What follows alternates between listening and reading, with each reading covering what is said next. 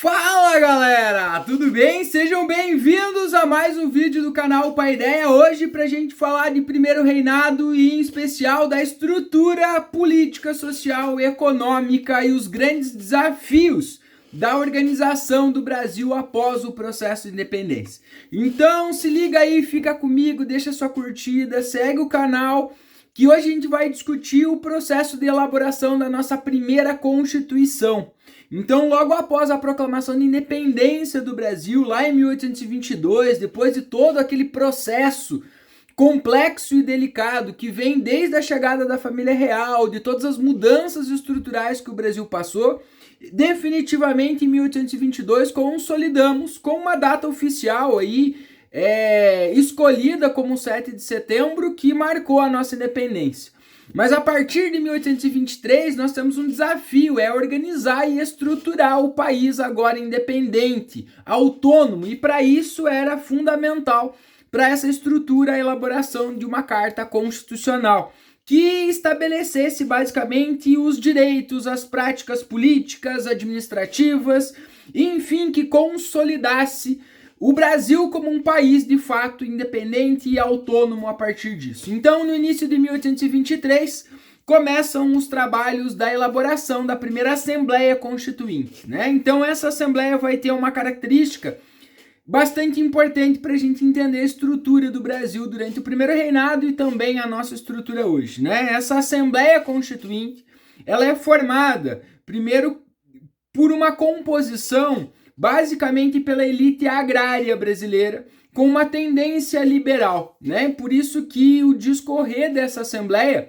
vai acabar tendo algumas características. Então, na abertura dos trabalhos, o Dom Pedro vai proclamar ali na sua fala, no seu discurso, um detalhe bastante importante, né? Ele vai dizer que quer uma Constituição que seja digna de mim e do Brasil. Isso demonstra algumas ideias e algumas proposições que o Dom Pedro não vai abrir mão no processo de elaboração desta Constituição. Então a Assembleia começa com uma tendência, né, a discutir os seus primeiros projetos com uma tendência liberal, basicamente comandado pelos irmãos Andrada, né, o Antônio Carlos, o Martim Francisco e o famoso José Bonifácio de Andrade e Silva, que foi um dos grandes nomes do processo de independência. Mas esse pré-projeto, essas primeiras ideias, contavam então com uma influência muito grande dos ideais iluministas, né, os ideais liberais. Então propuseram um limite ao poder do imperador, né, tentaram frear qualquer intenção absolutista que o Dom Pedro trouxesse, né, então tentando montar uma estrutura aonde desse poder ao poder legislativo e às províncias também nesse sentido. Mais uma característica muito forte desta Assembleia, dessas discussões, é que este grupo não abriu mão da estrutura social e econômica do Brasil, né? Então, essa estrutura baseada nos grandes latifúndios, na monocultura, na agroexportação e também na escravidão. Então, essas são estruturas que não são tocadas, apesar de José Bonifácio, durante as discussões da Assembleia Constituinte, ter trazido uma ideia de um projeto de abolição gradativa, né, do tráfico de escravizados, enfim, da abolição, mas essa é uma ideia que não saiu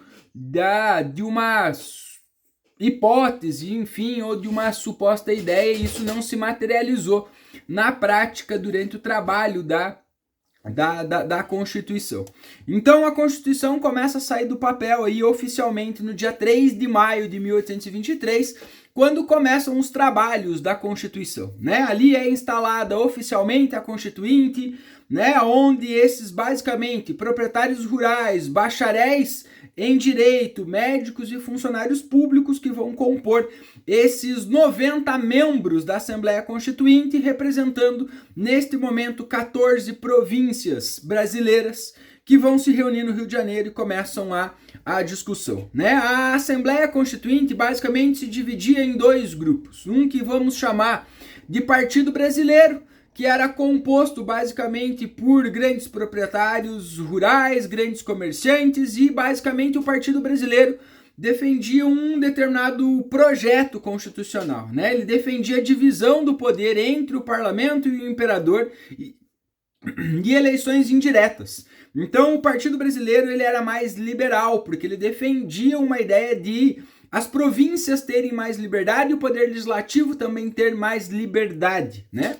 Já o partido de oposição, o Partido Português, era um partido que defendia que os cargos e o poder deveriam ser concentrados na mão do imperador. Então era um partido que defendia mais o conservadorismo e a centralização política na figura do imperador nesse momento, né? O Partido Português também tinha um projeto de a médio e longo prazo voltar a unir Portugal e Brasil, já que o Dom João VI, né, basicamente em algum momento ele teria que vir a falecer e o herdeiro direto e natural do trono seria o Dom Pedro, então seria possível voltar a unir as duas coroas, os dois países, né, a partir disso nesse sentido. Então é dentro dessa perspectiva, dentro dessas características que começam os trabalhos da Assembleia Constituinte, né? E o primeiro pré-projeto constitucional que nós vamos ter vai ficar conhecida como a Constituição da Mandioca, isso mesmo,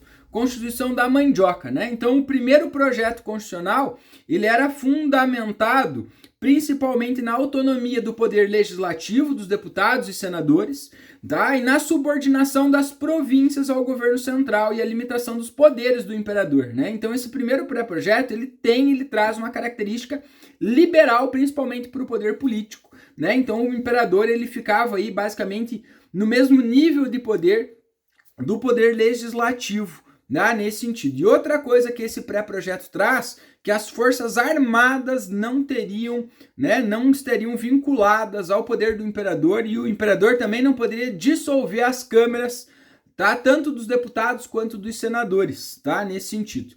E por que ela chama-se de Constituição da Mandioca? Porque o critério utilizado para ingressar no poder legislativo no Brasil vai ser, tá, um critério aristocrático, né? Então essa Constituição também mantinha a escravidão e criou um método, né? Criou aí uma característica do voto censitário, né? Então o cidadão, para poder participar do processo eleitoral no Brasil, ele precisava comprovar uma condição econômica. E a condição econômica usada e escolhida para a participação do processo eleitoral era uma renda comprovada em alqueires de farinha de mandioca. Então, para você poder, né, votar e ser votado, você tinha que ter um número X de alqueires de mandioca. Então, os eleitores de paróquia, que seriam aqueles que escolheriam os eleitores de província, eles tinham que ter no mínimo 150 alqueires de mandioca plantado. Os eleitores de província que votariam e escolheriam aí deputados e senadores teriam que ter no mínimo 250 alqueires, né, de mandioca. E deputados, para serem candidatos, né, ao cargo, teriam que ter 500 alqueires de mandioca e os senadores 1.000 alqueires de mandioca, né? Por que esse foi o critério utilizado?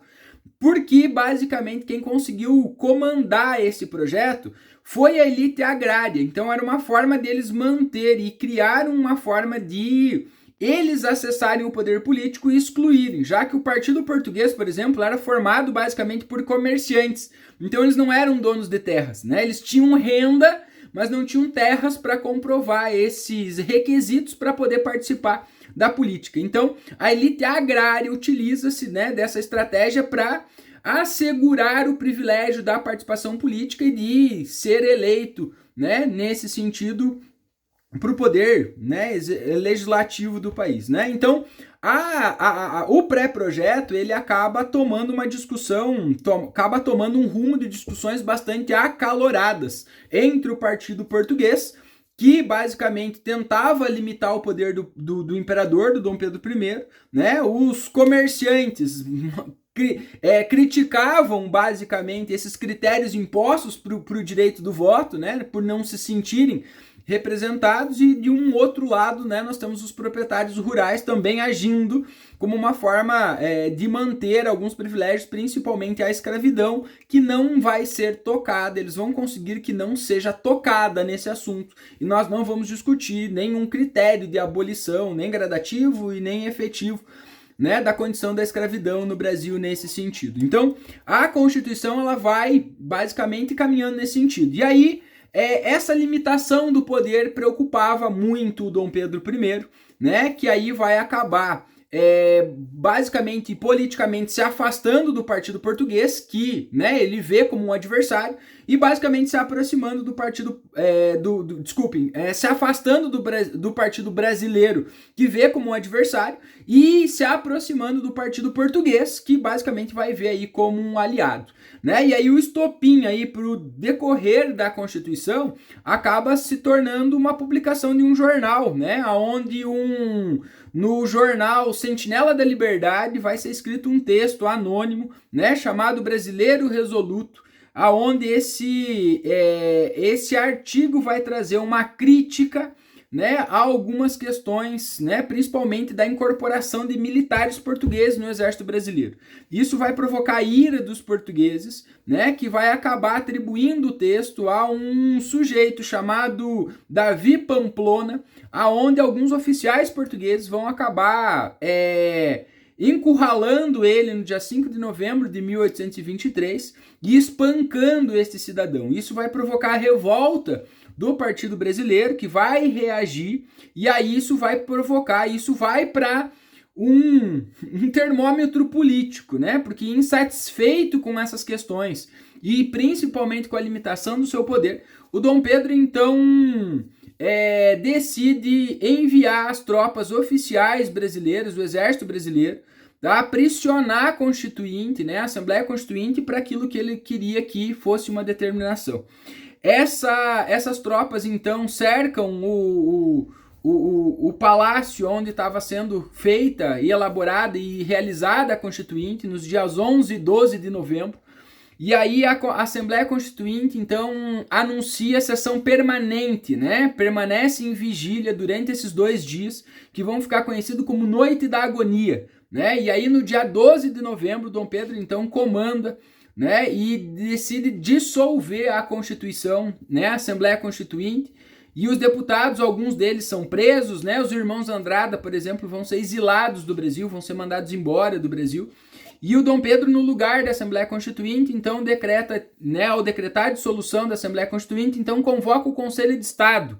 Ele escolhe 10 pessoas, 10 membros do partido português, né, ele mesmo vai dirigir e presidir esse Conselho de Estado e vai elaborar esta Carta Constitucional. Então, no dia 25 de março de 1824, foi outorgada a primeira Constituição do Brasil, né, com um caráter bastante burocrático, centralizador, né, patrimonialista, né, e também talvez a principal característica desta Constituição, né? Baseado nas ideias de Benjamin Constant, de uma obra escrita lá no curso de Política Constitucional, o Dom Pedro então aplica no Brasil não a tripartição dos poderes, de legislativo, executivo e judiciário, né? Mas ele adiciona um quarto poder, né? Que o Benjamin Constant colocava nos seus escritos, que era um poder neutro, que deveria ser utilizado para a funcionalidade do Estado, né? Mas aqui no Brasil, na Constituição de 1824, então é adaptado aquilo que nós vamos chamar de poder moderador, né? Então este poder moderador, ele era exercido exclusivamente pelo Dom Pedro, né, o que tornava ele basicamente o centro de todas as decisões e responsável por toda a nomeação dos senadores vitalícios, da escolha do Conselho de Estado, nomeação de ministros, presidentes de província e membros do Poder Judiciário. Então, basicamente, Dom Pedro torna-se um imperador absolutista, né, na prática, porque ele é responsável, basicamente, por nomeação de toda a estrutura do poder, boa parte do poder legislativo, boa parte do poder executivo, né, ou todo o poder executivo e basicamente todo o poder judiciário do Brasil a partir daí, né? Então, a Carta Constitucional de 1824 também vai substituir, né, uma característica importante do pré-projeto, que era o caráter censitário, né? Então, Dom Pedro usa critérios econômicos substituindo critérios agrários, né? O que dava condições para os comerciantes participar, né? Então você precisava comprovar uma renda para votar. Então ficava basicamente assim: para você ser deputado no Brasil, né, a partir da primeira, baseado na primeira Constituição, você precisava comprovar uma renda de 400 mil réis. Para ser senador, 800 mil réis, né? Então isso agrada, né, tanto o partido, né, aí de certa forma o Partido Brasileiro quanto o partido português, tá nesse sentido. E aí isso acaba, né, materializando, né, ou consolidando o privilégio das elites agrárias e comerciais do Brasil nesse sentido e afastando basicamente a grande massa da população brasileira de participar, de discutir, né, de trazer suas questões para o poder, né, para a discussão política do Brasil nesse sentido, né? Essa Constituição também acaba materializando o catolicismo como religião oficial, mas ela também traz, né, a liberdade de culto, né? Ela prevê a liberdade de culto, mas ela deveria ser em recinto particular e domiciliar, né? Estabelece o regime do padroado, né? Então a igreja e o Estado, elas vão ter uma relação muito próxima. Então a maioria dos cargos mais significativos da igreja eram nomeados pelo imperador, né? Pelo Dom Pedro I. Então esses cargos deveriam ser atribuição do imperador, né? O que tira também boa parte da autonomia da igreja no Brasil nesse sentido, né? A Constituição traz a igualdade jurídica de acordo com muitos princípios liberais, também estabelece, né, a educação primária gratuita para todos os cidadãos, né, mas infelizmente isso vai acabar esbarrando numa limitação de iniciativas educacionais, de investimentos, a construção de escolas e tudo mais, né? Enquanto a Constituição, essa não é tocada, né? Não há um movimento para se discutir as questões escravocratas, né? Ou a questão da escravidão, a condição das pessoas escravizadas no Brasil nesse sentido. Então, basicamente, é assim que se estrutura, né, a primeira Constituição do Brasil, 1824, né? E basicamente isso vai dar um rumo político, econômico, jurídico, administrativo para o Brasil durante toda a história do Império, já que essa Constituição é a Constituição que vai valer durante toda a história imperial do Brasil, né? Então, essa Constituição vai valer até lá em 1891, quando basicamente nós vamos fazer a nossa primeira Constituição, então republicana, né? Substituindo essa. Então é importante entender essa estrutura, algumas dessas características, né? Como que ela vai sendo montada, né, historicamente a partir dessas disputas de interesses, né, ou de afastamento ou de aproximação política nesse sentido. Isso diz muito sobre a história do Brasil, ok? Gostou do vídeo? Deixa sua curtida e segue o canal.